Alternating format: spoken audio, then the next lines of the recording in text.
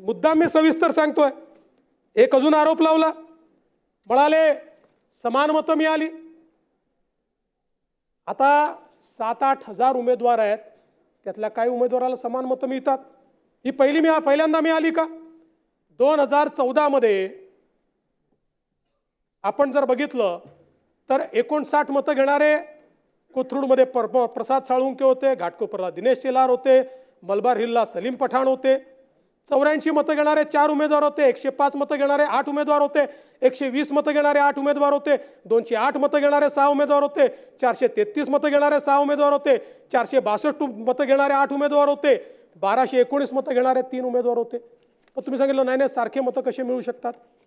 मग म्हणाले एक सिरीज कशी? म्हणून मग मी पुन्हा 2014 ची मतं आणली। या ठिकाणी 11,000 या सिरीजमध्ये पिंपरीचे कांबळे होते, संभाजीनगरचे जगताप होते, सावनेरचे डोंगरे होते, नवापूरचे वळवी होते, इगतपुरीचे खाडे होते, भंडाऱ्याचे फुलेकर होते, भिवंडीचे अन्सारी होते, श्रीवर्धनचे कोनबाग होते, तिवसाचे लवाळे होते, परभणीचे प्रताप देशमुख होते। 23,000 सिरीजमध्ये 17 होते, 24,000 सिरीजमध्ये 20 होते, 44,000 सिरीजमध्ये 19 होते। त्यामुळे मला असं वाटतं की आपल्या मनाचं समाधान करून घेण्याकरता खरं म्हणजे हे जे काही आपण सांगतो अगदी 254 मतं एक्झॅक्ट घेणारे देखील 6 उमेदवार होते।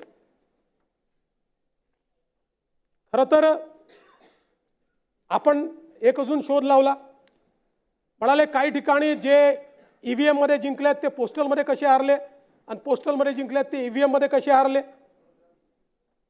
नेहमीच होतं नानाभाऊ, आपल्याला तर माहिती आहे। मी नानाभाऊ तुमचं नाव याकरता घेतो, तुम्ही समोर बसले, जे बोलले त्यांना हे उत्तर आहे। आता आपण बघा 2019 साली आपले शहाजी बापू त्यांना ईव्हीएम मध्ये त्यांना पोस्टल मध्ये 701 मतं होती, अनिकेत देशमुख यांना 1008 मतं होती, पण शहाजी बापू जिंकले। आपण जर बघितलं तर हरीश पिंपळेंना 287 मतं होती, राठींना 306 मतं होती, हरीश पिंपळे 1910 मतांनी जिंकले। मनोहर चंद्रिकापुरेंना 488 मतं होती, राजकुमार बडोलेंना 576 मतं होती, पण मनोहर चंद्रिकापुरे जिंकले आपल्या गोंदिया जिल्ह्यातले। रईस शेख यांना 6 मते होती, रुपेश म्हात्रेंना 956 मतं होती, रईस शेख 956 मतांनी जिंकले। आणि आपण जर बघितलं तर अशाच प्रकारे आता माननीय नाना पटोले साहेब, रोहित पवार साहेब, साजिद पठाण साहेब, मंदाताई म्हात्रे, संजय गायकवाड असेच जिंकले। त्याच्यामुळे हे काही पहिल्यांदा होतं असं नाही आहे, तेच झालं नांदेडमध्ये, सेम, काही वेगळं नाही झालं। आणि ईव्हीएमच्या संदर्भात तुम्हाला थोडी हिस्ट्री पण मला सांगितली पाहिजे, कारण इतकं ईव्हीएम चाललंय। 6 ऑगस्ट 1980 रोजी ईव्हीएमचं पहिलं सादरीकरण झालं। 19 मे 1982 रोजी निवडणुकीमध्ये ईव्हीएमचा पहिल्यांदा वापर झाला। कधी? 82 ला। 98 ला 16 विधानसभांमध्ये त्याचा वापर झाला। 99 ला 46 लोकसभा मतदारसंघामध्ये त्याचा वापर झाला। 2004 ला पहिल्यांदा देशातल्या सगळ्या लोकसभांमध्ये त्याचा वापर झाला। आणि पहिल्यांदा ईव्हीएमचा वापर झाल्यानंतर सरकार कोणाचं आलं? मनमोहन सिंगांचं। अटलजींचं सरकार गेलं आणि मनमोहन सिंग साहेबांचं सरकार आलं। आणि मग पुन्हा 2009 मध्ये देखील त्या ठिकाणी त्या ईव्हीएमचा वापर झाला, पुन्हा मनमोहन सिंगांचं सरकार आलं। आणि 2014 मध्ये मोदीजींचं सरकार आल्याबरोबर ईव्हीएम वाईट। आता एक अजून नरेटिव्ह म्हणाले ईव्हीएमच्या विरुद्ध सर्वोच्च न्यायालयाने, आता हे पुन्हा बघा, आपल्या बाजूने सर्वोच्च न्यायालय आलं तर उत्तम, आणि विरोधात आलं की सर्वोच्च न्यायालयावर देखील अलीकडच्या काळामध्ये आपण बोलायला लागलो। असं आहे, किती पिटिशन निकाली निघाली आहेत माहिती ईव्हीएमच्या विरुद्ध? 2001 AIADMK ची, 2004 मायकल फर्नांडिस याच्या विरुद्धची, 2009 CP जोशी, 2010, 2012, 13, मी सगळं सांगा, 14, 17, 18, 18 ला 3, 19 ला 3, 20 ला 1, 22 ला 1, 22 ला 2, आणि याच्यामध्ये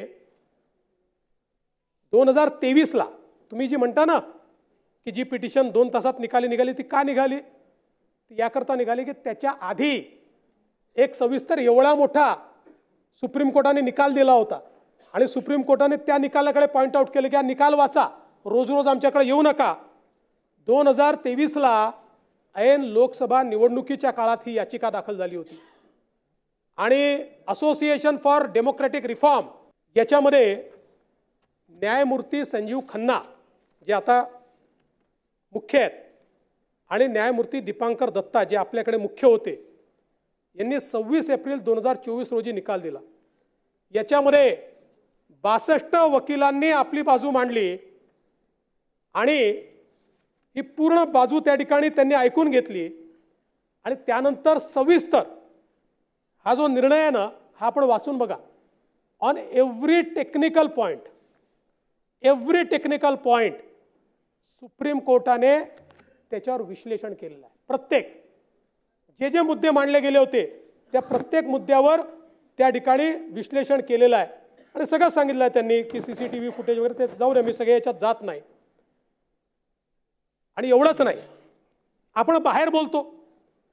निवडणूक आयोगाने सर्व राजकीय पक्षांना खुलं आव्हान दिलं, ओपन चॅलेंज. 8 दिवस आम्ही तयार आहोत, ज्याला वाटतं EVM टॅम्पर होऊ शकते टॅम्पर करून दाखवा.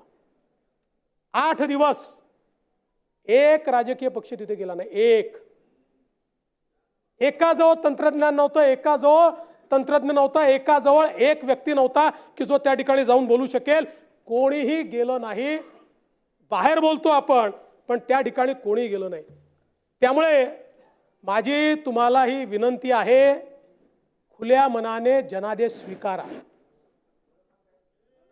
जोपर्यंत तुम्ही आत्मपरीक्षण करणार नाही तोपर्यंत तुमची परिस्थिती हीच होत राहील. आम्ही आत्मपरीक्षण केलं. लोकसभेच्या निवडणुकीमध्ये आम्ही हारलो. या महाराष्ट्रामध्ये आम्ही नाही म्हटलं EVM मुळे हारलो. आम्ही सांगितलं हो फेक नरेटिव्ह होता, त्याच्या विरुद्ध थेट नरेटिव्हने उत्तर देऊ. मेहनत केली आम्ही आणि म्हणून तुम्हाला मी गालिबने जो सल्ला दिला तेवढाच सल्ला देऊ इच्छितो. गालिब ताउम्र ये भूल करता रहा, गालिब ताउम्र ये भूल करता रहा, गालिब ताउम्र ये भूल करता रहा. धूल चेहरे पर थी और आईना साफ करता रहा.